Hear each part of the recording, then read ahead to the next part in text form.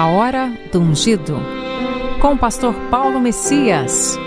Olá, meus amados irmãos e irmãs, a quem vos cumprimento com a graça e com a paz do Senhor Jesus.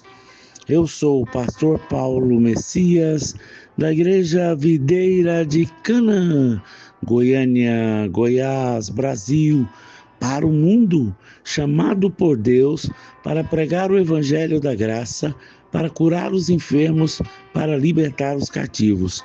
Mas antes de orar com você, gostaria de compartilhar uma palavra de Deus poderosa, a verdade sobre Hebreus 10. Preste atenção, filho. A vontade de Deus é que seus filhos venham a Ele cheios de toda confiança e ousadia, sabendo que não há mais nenhuma condenação sobre eles. Toda condenação já passou e diante de nós há um futuro cheio de esperança por causa da graça de Deus. Infelizmente, muitos irmãos não creem assim. Eles ensinam que o crente pode perder a sua salvação, trazendo medo e insegurança ao meio do povo de Deus. Tais pessoas usam o texto como o de Hebreus 10 para provar as suas teses, mas precisa sempre se lembrar que não há contradição nas Escrituras. Quando tomamos um texto fora do seu contexto, podemos chegar a conclusões equivocadas. Assim, vamos entender o texto de Hebreus 10 à luz do seu contexto. Hebreus 10, 26 diz: porque se vivermos deliberadamente em pecado, depois de termos recebido o pleno conhecimento da verdade, já não resta sacrifício pelos pecados. Para compreendermos o contexto de Hebreus 10, nós temos que dividir o texto na obra das três pessoas da Trindade, descrita nela. Primeiro, temos a vontade do Pai, depois a obra do Filho, então o testemunho do Espírito Santo. Sem entendermos a obra completa das três pessoas da Trindade, não podemos compreender Hebreus 10, 26. Veja cada um deles. A vontade do Pai. Antes de entrarmos em Hebreus 10, precisamos ler o último versículo do capítulo anterior, Hebreus 9, 28. Assim também, Cristo, tendo se oferecido uma vez para sempre, para tirar o pecado de muitos, aparecerá a segunda vez, sem pecado, aos que aguardam para a salvação. A salvação aqui não significa ser salvo da condenação do inferno, o que ele fez na sua primeira vinda, mas se refere à glorificação do nosso corpo, que acontecerá por ocasião da sua volta. A palavra de Deus diz que Cristo se ofereceu de uma vez para sempre, definitivamente, para tirar o pecado do seu povo. Na sua volta, ele não trará o pecado do seu povo, porque isso já foi feito uma vez por todas. Do ponto de vista de Deus, quando o Senhor Jesus levou os nossos pecados, ele o fez definitivamente. Assim, ele aparecerá a segunda vez, não para tratar dos pecados, mas para glorificar o seu povo. Por causa disso, o primeiro verso do capítulo 10 declara: ora, visto que a lei tem a sombra dos bens vindouros, não a imagem real das coisas, nunca, jamais pode tornar perfeito os ofertantes, com os mesmos sacrifícios que, ano após ano, perpetuamente eles oferecem. A lei não pode tornar perfeito os ofertantes. A palavra perfeito não significa ser perfeito nas suas ações ou ter perfeição sem pecado, mas de acordo com o contexto, a perfeição aqui significa ter consciência perfeita, sã. Os seus atos não podem ser perfeitos, mas você pode ter uma perfeita consciência. Suponha que você deve 10 mil reais a uma pessoa. Cada vez que você encontra, você tem consciência de dívida. Entretanto, um amigo seu pagou a sua dívida, mas ele pagou além, dando 100 mil reais ao seu credor. Agora, da próxima vez que você encontrar com seu credor, você não sentirá medo e nem desconforto, pois agora você tem uma consciência perfeita. Essa consciência perfeita significa não ter mais consciência de dívida. Foi exatamente o que Cristo fez. O Senhor é muito maior que a nossa dívida, mas Ele se deu para quitá-la diante de Deus. No verso 2, nós lemos: de outra sorte, não teria cessado de oferecidos, porquanto os que prestam culto, tendo sido purificados uma vez por todas, não mais teriam consciências de pecado. O argumento é que os sacrifícios da lei pudessem remover pecados. Os ofertantes seriam purificados e não teriam mais consciência de pecado. Todavia, uma vez que eles ainda tinham consciência de pecado, isso era a prova de que o sacrifício de animais era insuficiente. A lei não podia remover o pecado, mas o sacrifício de Cristo é perfeito, é definitivo. Por isso, nós não precisamos mais ter consciência de pecado. A lei era imperfeita, porque a cada ano se fazia recordação de pecados, pois é impossível que o sangue de touros e bodes remova pecados. Hebreus capítulo 10, no verso 3 e 4. Mas a nova aliança não recorda pecado, porque o sangue de Jesus tira o pecado e não apenas o cobre, pois a promessa de Deus é que os nossos pecados Ele jamais se lembrará por causa do sangue. Hebreus 10, 17. O perfeito sacrifício de Cristo deve remover de nós toda a consciência de pecado.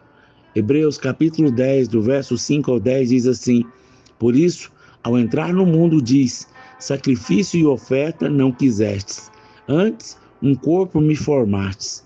Não te deleitastes com holocaustos e ofertas pelo pecado. Então eu disse: eis aqui estou. No rolo do livro está escrito a meu respeito, para fazer, ó Deus, a tua vontade. Depois de dizer, como acima, sacrifícios e ofertas não quisestes, nem holocaustos, nem oblações pelo pecado, nem com isso deleitastes, coisas que se oferecem segundo a lei. Então acrescentou: eis aqui estou para fazer, ó Deus, a tua vontade. Remove primeiro para estabelecer o segundo.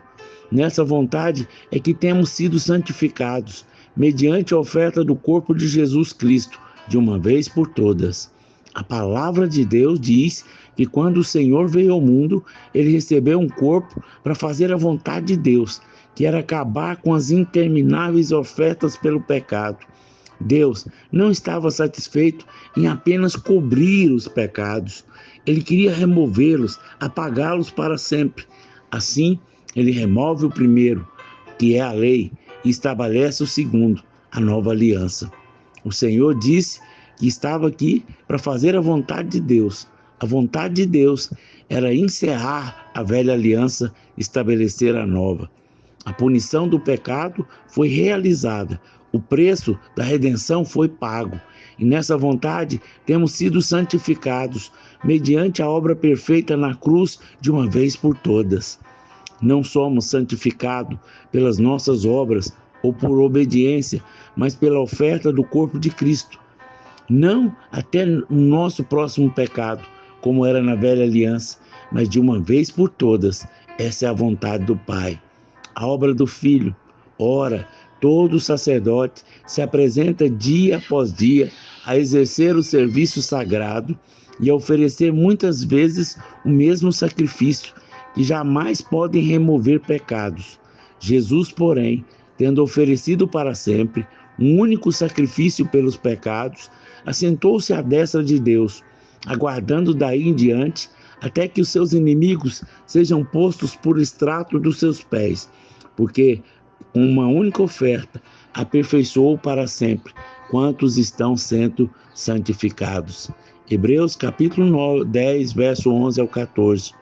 No Velho Testamento, o sacerdote não podia se assentar, precisava repetir o sacrifício todos os dias, o mesmo sacrifício que nunca podia remover o pecado. Mas o Senhor Jesus fez a obra do sumo sacerdote, ofereceu o único sacrifício pelo pecado para sempre. Depois, ele se assentou à destra de Deus, porque a obra estava sendo consumada, terminada. Essa é a obra do Filho. E o testemunho do Espírito Santo. E disso nos dá testemunho também o Espírito Santo, que após ter dito, esta é a aliança que farei com eles. Depois daqueles dias, diz o Senhor, porei no seu coração as minhas leis, e sua mente as escreverei. Acrescenta, também de nenhum modo me lembrarei dos seus pecados, das suas iniquidades para sempre. Ora, onde não há remissão destes, já há oferta pelo pecado, já não há oferta pelo pecado, tendo sido irmãos, intrepidez para entrar no Santo dos Santos, pelo sangue de Jesus, pelo novo e vivo caminho que ele nos consagrou pelo véu, isso é, pela sua carne, tendo grande sacerdote sobre a casa de Deus. Aproximemo-nos com sincero coração, em plena certeza de fé, tendo um coração purificado de má consciência e lavado com água pura, o corpo com água pura. Hebreus capítulo 10, do verso 15 ao 22. O Espírito Santo testemunha que Deus não mais se lembra dos nossos pecados e iniquidades para sempre, por causa da obra que foi consumada de uma vez por todas, pois onde há remissão, já não há oferta pelo pecado.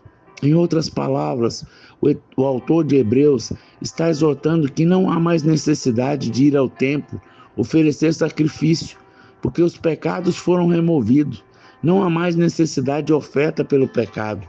Por causa disso, podemos ter intrepidez para entrar no Santo dos Santos, pelo sangue de Jesus, pelo novo e vivo caminho que ele nos consagrou, pelo véu, isso é, pela sua carne. Hebreus capítulo 10, versos 19 e 20. Andar pelo novo e vivo caminho significa que quanto mais andamos, nos aproximamos, mais da vida temos, e assim temos um grande sacerdote sobre a casa de Deus. Aproximemo-nos com um coração sincero, em plena certeza de fé, tendo o coração purificado da má consciência. Não precisamos ter mais consciência de pecado, ou seja, uma má consciência, porque os pecados foram removidos de uma vez por todas.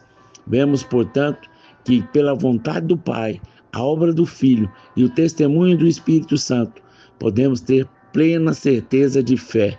A vontade de Deus é que nos aproximemos em plena certeza de fé. Hebreus 10, 22. A fé não lida com conjecturas e incertezas, mas com plena convicção. Como, porém, alguns podem ter plena certeza de fé, se nem certeza de salvação possuem, pastor. O que significa viver deliberadamente no pecado? Chegamos, pois, ao verso 25, que exorta a não deixar de congregar. Naqueles dias, congregar com a igreja era deixar de ir ao templo, que representava perseguição. Assim, aqueles que eram apenas convencidos, não convertidos, deixavam a igreja e voltavam a sacrificar no templo. Logo depois disso, chegamos ao verso 26, mas agora você pode compreender o texto. Em vez de observar todos os textos de Hebreus 10, vamos direto ao verso 26. Porque se vivermos deliberadamente em pecado, depois de termos recebido o pleno conhecimento da verdade, já não resta sacrifício pelos pecados. Hebreus 10, 26. O que significa, pastor, viver deliberadamente em pecado? Se você abandona Cristo, o sacrifício feito na cruz, se abandona a congregação dos filhos de Deus e volta aos sacrifícios do templo, que não podem remover pecados, você está voltando a viver deliberadamente no pecado.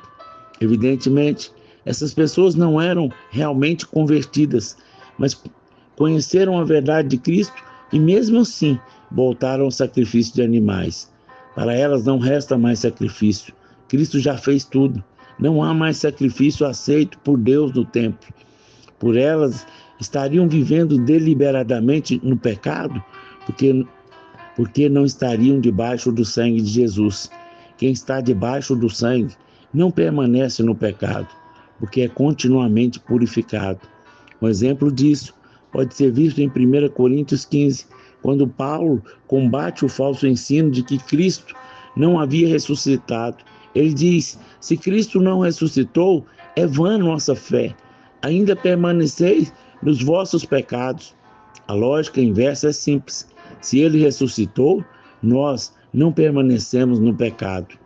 Pelo contrário, certa expectação horrível do juízo é fogo vingador prestes a consumir os adversários. Sem misericórdia, morre pelo depoimento de 2 ou 3 testemunhas quem tiver rejeitado a lei de Moisés. Hebreus 10, verso 27 e 28. O livro de Hebreus foi escrito entre o ano de 64 e 68 depois de Cristo, e em 70 os romanos vieram e destruíram a cidade, colocaram fogo no templo. Esse foi o fogo vingador. Se aquele que rejeita a lei deveria ser morto, imagine aquele que rejeita a graça. Há um exemplo no Velho Testamento de alguém que rejeitou a lei de Moisés. Mas a pessoa que fizer coisa atrevidamente, quer seja dos naturais, quer dos estrangeiros, injúrias ao Senhor, tal pessoa será eliminada do meio do seu povo, pois desprezou a palavra do Senhor e violou o seu mandamento. Será eliminada essa pessoa, e a sua iniquidade será sobre ela. Estando, pois, os filhos de Israel no deserto, acharam um homem apanhando lenha no dia de sábado. Os que acharam apanhando lenha o trouxeram a Moisés e a Arão e toda a congregação. Meteram-o em guarda, porquanto ainda não estava declarado o que se devia fazer. Então disse o Senhor a Moisés: tal homem será morto. Toda a congregação o apedrejará fora do arraiá. Levou, pois, toda a congregação para fora do arraiá e apedrejaram. E ele morreu, como o Senhor ordenara a Moisés. Números capítulo 15, do verso 30 ao 36. Antes de mais nada, veja que a lei não havia perdão para um pecado cometido deliberadamente, atrevidamente.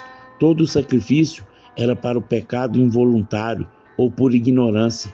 Na cruz, porém, o Senhor Jesus nos colocou debaixo da categoria de pecado por ignorância quando ele disse: Pai, perdoa-lhes porque não sabem o que fazem. Lá em Lucas capítulo 23, verso 34. Essa é a única ocasião em que se menciona que alguém cometeu um pecado atrevidamente. E qual foi o pecado? Homicídio? Adultério? Desonrar os pais? Ele apanhou uma lenha no dia de sábado. O sábado era o dia de descanso. Viver deliberadamente no pecado é não descansar quando Deus já entrou no descanso. Deus descansa no sacrifício de Cristo, feito uma vez por todas. Você descansa quando Deus descansa? O pecado atrevido daquele homem foi recusar a descansar. Esse é o significado de viver deliberadamente no pecado. Não é algo que um crente faça. É para aqueles que, mesmo tendo recebido entendimento do Evangelho, voltam as costas e tentam se salvar por outros meios. De quanto mais severo castigo julgais, vós serás considerado digno que aquele que calcou os pés do Filho de Deus e profanou o sangue da aliança, com o qual foi santificado e ultrajou o Espírito da graça. Hebreus 10, 29. Toda essa descrição tem sido usada para dizer que se refere àquele crente que cai no pecado repetidamente. Dizem que aquele que peca deliberadamente ou conscientemente está calçando os pés do Filho de Deus, profanando o sangue, ultrajando o Espírito da graça. Mas o que é ultrajar a graça? É não usar a graça, voltando à lei para usá-la cada vez que peca. Quem peca, recorre à graça, não está profanando. Mas aquele que se acha que pode ser aceito por Deus por seus próprios méritos, esse está desprezando a graça e calcando os pés do Filho de Deus. Pecadores que recorrem ao sangue honram os filhos de Deus, mas crentes que acham que pode chegar ao ponto de não precisar do sangue, despreza a graça. O texto refere àqueles que resolveram voltar para os sacrifícios do templo. A fazerem isso, estão considerando o sangue de animal igual ao de Jesus. Estão pisando com o calcanhar o Filho de Deus. Eles insultam o Espírito da graça quando despreza tudo que Deus nos dá por meio da obra do seu Filho. Para essas pessoas não há mais sacrifício, pois o sacrifício de Cristo foi completo e eterno. Nunca mais haverá outro. Todavia, o texto diz que essas pessoas foram santificadas, então elas eram crentes? Eu sei que parece estranho para alguns, mas os incrédulos podem ser santificados também. Um exemplo disso é em 1 Coríntios capítulo 1, verso 7. Porque o marido incrédulo é santificado com o convívio da esposa, e a esposa incrédula é santificada no convívio com o marido crente. De outra sorte, os vossos filhos seriam impuros, porém agora são santos. Paulo diz que o cônjuge incrédulo é santificado pelo convívio com o cônjuge crente. O mesmo acontece com aqueles que ainda não se converteram, mas que frequentam nossos cultos. De certa forma, eles são abençoados pelo convívio com os irmãos. Ora, nós conhecemos aquele que disse: a mim pertence a vingança, eu retribuirei, e outra vez o Senhor julgará o seu povo. Horrível coisa é cair nas mãos do Deus vivo. Hebreus 10, 30 a 31. Esse texto é uma citação do Cântico de Moisés, em Deuteronômio 32, do verso 35 e 36. A nossa tendência é pensar que o povo a quem o Senhor julgará é a igreja, mas na verdade trata-se de Israel. Precisamos admitir que Deus tem uma aliança com Israel e ele ainda é o seu povo. A igreja não tomou o lugar de Israel.